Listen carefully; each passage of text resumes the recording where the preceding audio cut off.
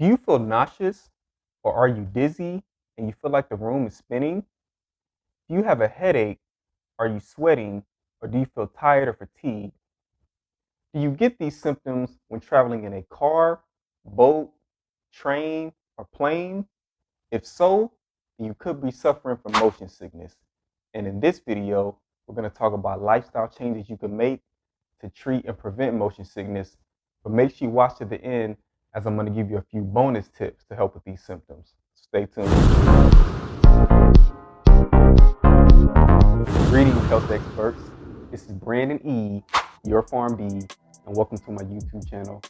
You know, in the last video, we talked about how to treat and prevent sunburn. And with it being summertime, again, we're out in the sun a lot.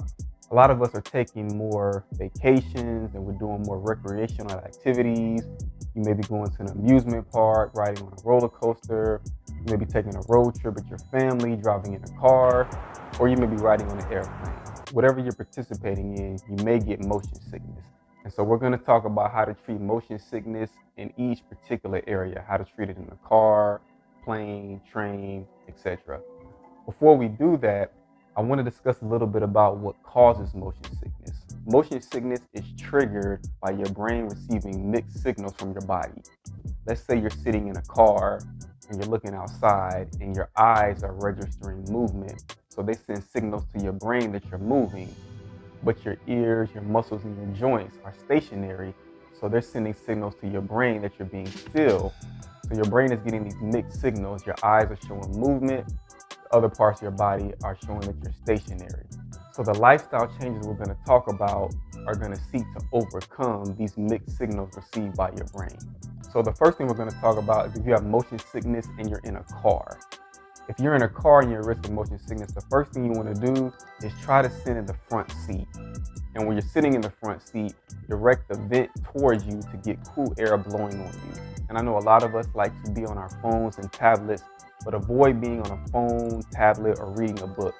Find something outside and focus on that, like maybe a tree, a mountain, an object, a building.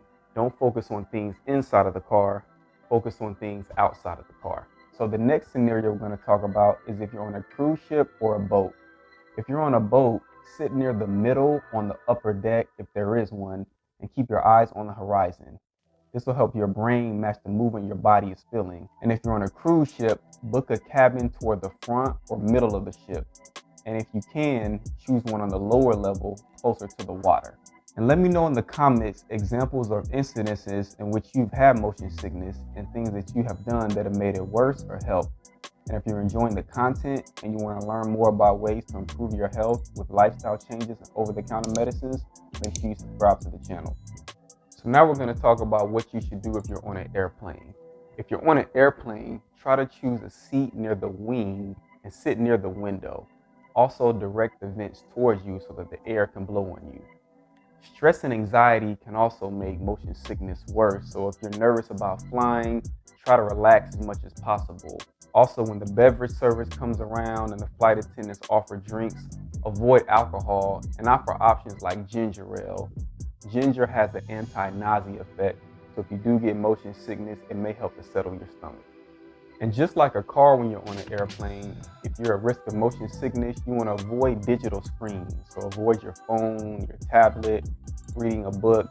If you do like reading, choose an audiobook to listen to rather than reading a hard copy book. So now we're going to talk about what you should do if you're on a train. If you're on a train, you want to try to stay seated as much as possible. If you do have to use the restroom or get up for some reason, try to do so when the train is stopped. Also, you want to be strategic about where you sit.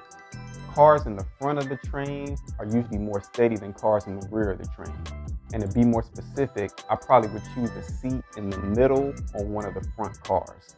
And also try to choose a forward-facing seat.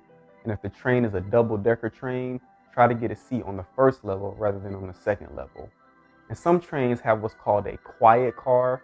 And if you can opt for the quiet car, considering it's in the front, try to choose that car as it's probably more calming and more relaxing. Again, that can decrease stress and anxiety, which can make motion sickness worse. So now this is the bonus section. We're going to talk about some general tips to help motion sickness. The first general tip relates to smoking. Smoking can make nausea worse, and even stopping for a shorter period of time may help. Also, you want to do things to distract yourself to prevent or treat motion sickness. Have a conversation with somebody, or maybe listen to music, or do any activity that will take your mind away from you getting motion sickness. Also, you want to stay hydrated by drinking plenty of water.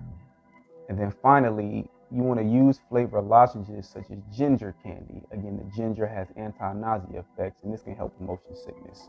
Now, we're not done yet. We're going to do a part 2 of this video in which we talk about over-the-counter medicines you can take to prevent and treat motion sickness. So stay tuned for that. This is Brandon E., your Pharm.D. Remember to drink water, and hope this video helps.